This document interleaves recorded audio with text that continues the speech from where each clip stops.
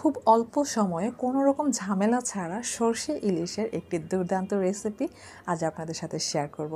আর এই রেসিপিটা এতটাই সুস্বাদু আর এতটাই সহজ যে ছেলে মেয়েরা উভয়ে কিন্তু বাসায় এটা করে খেতে পারবেন। আর এর যে টেস্ট, এটা আসলে না করে খেলে আপনারা বুঝতে পারবেন না। এটা আপনারা সাদা ভাত, সাদা পোলাওয়ের সাথে অথবা খিচুড়ির সাথে জমিয়ে খেতে পারবেন। তাহলে চলেন কথা না বাড়িয়ে দেখে নেওয়া যাক। তো এখানে হচ্ছে আমি 3 টেবিল চামচ পরিমাণ সাদা সরিষা নিয়ে নিয়েছি, আর আপনারা চাইলে এখানে কালো সরিষা নিয়ে নিতে পারেন। তো সরিষার সাথে হচ্ছে ছোট ছোট মাটি বা ধুলাবালি থাকে, এই জন্য চেষ্টা করবেন যে 5 থেকে 10 মিনিটের মতো একটু পানিতে ভিজিয়ে রাখার জন্য। এতে করে মাটি টাটি যাই থাকে এগুলো সব গলে যাবে। আমি পরবর্তীতে পরিষ্কার করে নিয়ে এর সাথে 4টা কাঁচামরিচ দিয়ে এটাকে সুন্দর করে পেস্ট তৈরি করে নেব।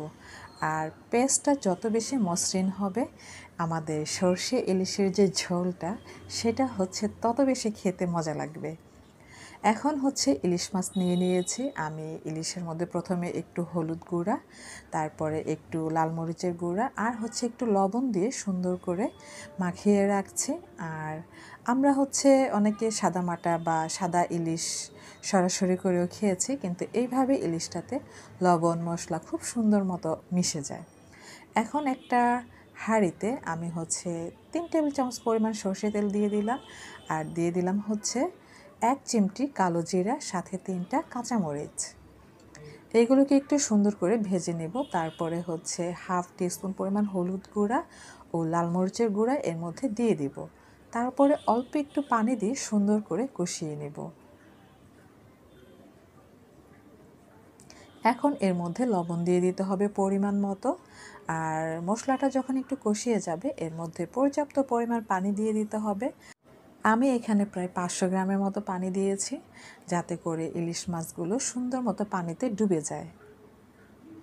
এখন সেই মশলা মাখানো ইলিশ মাছ এর মধ্যে দিয়ে ঢাকনা দিয়ে ঢেকে তারপরে হচ্ছে বলক আসা পর্যন্ত অপেক্ষা করব। যখন বলক চলে আসবে এর মধ্যে সেই সর্ষে পেস্টটা একটু একটু করে দিয়ে দিতে হবে। আর সাথে সাথে দেখবেন যে চমক চলে আসছে, সর্ষে ইলিশের সুন্দর একটা কালার চলে আসবে। আর কী যে একটা সুন্দর ঘ্রাণ, টাটকা সরিষা বাটার, এটা আসলে আপনাদের না খেলে আপনারা বুঝতে পারবেন না। সর্ষে ইলিশে আমরা দেখা যাচ্ছে যে অনেকে অনেকভাবে করে খেয়েছে, আমিও এর আগে অন্যভাবে খেয়েছি, কিন্তু আমার কাছে সর্ষে ইলিশের এই রেসিপিটা দারুণ লেগেছে। এটা একটা দুর্দান্ত রেসিপি আমার কাছে।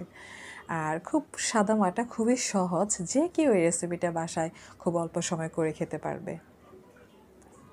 তো ঝোলটা আস্তে আস্তে ঘন হয়ে যাচ্ছে। এ সময় দেখা যাচ্ছে যাতে হালকা হাতে একটু নেড়ে দিবেন, যাতে করে আবার হাঁড়ির তলাতে লেগে না যায়। এর মধ্যে লবণ বা সব কিছু চেক করে নেবেন ঠিক আছে কি না।